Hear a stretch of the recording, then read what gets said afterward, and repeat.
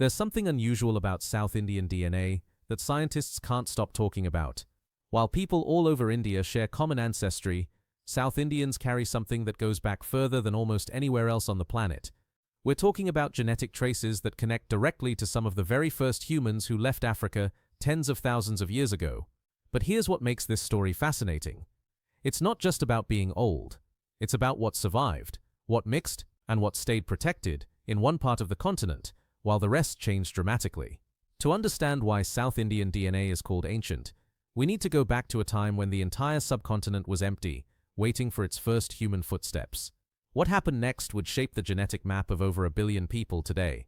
Between 60,000 and 70,000 years ago, small groups of modern humans made a decision that would change everything. They left Africa, moving in waves along the southern coast of Asia. Their journey took them through the Middle East, along ancient shorelines, and eventually to the Indian subcontinent. When these pioneers arrived in India, they became the founders of what scientists now call the Ancient Ancestral South Indians, or AAASI.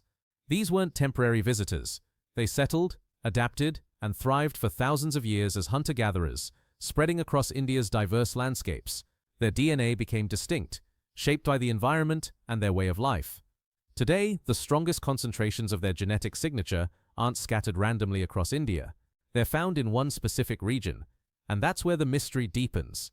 But before we get there, you need to understand what happened when India's isolation ended.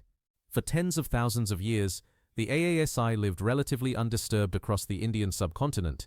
Then, around 4,000 to 5,000 years ago, everything changed. A new group appeared. Farmers from what's now Iran, who brought revolutionary knowledge about growing crops and raising animals. When they reached northwestern India, they didn't just settle separately, they mixed with the AASI populations already there, creating something entirely new. This blending of DNA gave birth to one of the world's first great civilizations in the Indus Valley. Think about that for a moment. These weren't just random settlements. This was a sophisticated society with trade networks, writing systems, and advanced agricultural techniques. But the story doesn't end with this peaceful mixing. A few thousand years later, around 3,500 to 4,000 years ago, another wave arrived. And this time, the impact would split India's genetic landscape in two. What these newcomers brought would forever change the north, while leaving the south remarkably untouched. The next arrivals came from the vast grasslands of Central Asia. The steppes. These were pastoralists, people who raised livestock like sheep and cattle, and lived nomadic lives. They spoke languages that would eventually evolve into Sanskrit, which connects to many modern Indian languages. When these steppe groups moved into northern India, they mixed with the populations already there, the people who were themselves already a blend of AASI and Iranian farmers. This created what scientists call the Ancestral North Indians, or ANI. But here's where the story takes an unexpected turn. These steppe pastoralists, who had such a massive impact on northern India's genetics, barely reached the south in significant numbers. South India remained relatively isolated from this wave of migration. The question is, why? What kept the south so different when the north was transforming? The answer lies in something you can see on any map of India. But its impact on human genetics is stunning. Natural barriers changed everything. The Vindhya and Satpura mountain ranges cut across India, separating north from south like a genetic fence. These rugged hills, combined with dense forests and coastal plains, made movement difficult. While northern India saw wave after wave of newcomers mixing their DNA into the population, South India stayed more connected to its original AASI roots. But geography alone doesn't explain the whole picture. There's another factor that kept South Indian genetics distinct, and it has to do with social practices that began around 2,000 years ago. Many communities in India started practicing endogamy, marrying within their own groups or castes. This tradition became stricter over time, and in South India, it had a preserving effect. The AASI ancestry didn't dilute as much. It stayed concentrated, passing down through generations with less interference from outside genetic influences. What does this actually mean for people living in South India today? Every Indian today carries some AASI ancestry because those early settlers were the foundation for everyone on the subcontinent. But the proportions tell different stories depending on where you look. In northern India, people have more ANI ancestry, that mixture of AASI, Iranian farmers, and steppe pastoralists. In South India, the balance tips heavily toward AASI, with some Iranian farmer genes but much less from the steppe groups. It's not that South Indians avoided mixing entirely. They did mix, but the later migrations from Central Asia had a weaker impact there.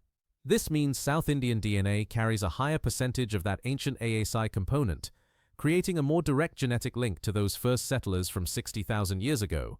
Scientists discovered this by studying DNA from both living people and ancient skeletons, and what they found was remarkable. The genetic evidence painted a picture that nobody expected, and it answered questions about human migration that had puzzled researchers for decades. In 2009, researcher David Reich led a team that analyzed DNA from living Indians. They discovered that most Indians are a mix of two main ancestral groups, the ANI in the north and the ASI, Ancestral South Indians, who are more prominent in the south. Then, in 2019, scientist Vageesh Narasimhan took it further. His team analyzed DNA from ancient bones found in sites like the Indus Valley. They confirmed that South Indians today have significantly more AASI ancestry than people in northern regions. These studies used sophisticated techniques, comparing tiny variations in DNA to map how ancient groups mixed over thousands of years. Among South Indians, especially in Dravidian-speaking communities, Tamil, Telugu, Kannada speakers, and certain tribal groups, the AASI ancestry stands out prominently. Groups like the Arula or Panya, living in southern states, show particularly strong genetic ties to those early hunter-gatherers. But what does carrying this ancient DNA actually reveal about human history? This ancient genetic signature isn't just a historical curiosity. It tells us something profound about human adaptation and survival. The AASI were part of that first wave of humans who left Africa and spread across the world. By studying South Indian DNA, scientists can learn how those early travelers lived and what made them successful. The AASI probably developed specific traits to handle India's hot, humid climate, possibly better sweat glands or resistance to certain diseases. Some of those adaptations might still exist in South Indian populations today, though researchers are still working out the details. The DNA also reveals unexpected connections. The AASI shares genetic links with the indigenous people of the Andaman Islands, who live off India's southeastern coast, and even with Aboriginal Australians. These connections suggest something incredible about South India's place in the ancient human migration routes across Asia.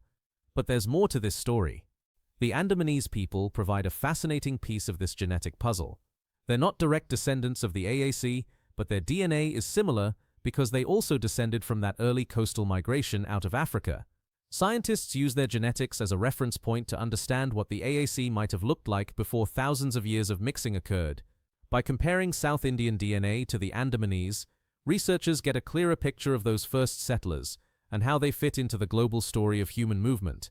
But we need to be clear about something important. South Indians aren't frozen in time. Their DNA includes those Iranian farmers from 5,000 years ago and even small amounts of steppe ancestry, just not as much as in the north. The difference is in the proportions. More AASI, less steppe. This particular mix makes South Indian DNA something special for genetic research. South Indian DNA is like a genetic time capsule, holding clues about the deep human past. It shows how humans adapted and survived over thousands of years in one specific region. Every time researchers study it, they uncover more about where humanity came from and how we spread across the planet. South Indian DNA feels ancient because it carries a larger piece of that original AASI ancestry, connected to people who've been in India for over 50,000 years. While northern India saw more waves of newcomers mixing in, the south held onto its older genetic roots thanks to geography, social practices, and relative isolation. This doesn't make South Indians separate from other Indians. Everyone in the subcontinent shares some AASI heritage. It's just that, in the south, that ancient signal comes through stronger and clearer. Our genes are a map of where we've been, and South India's map goes back further than most places on Earth.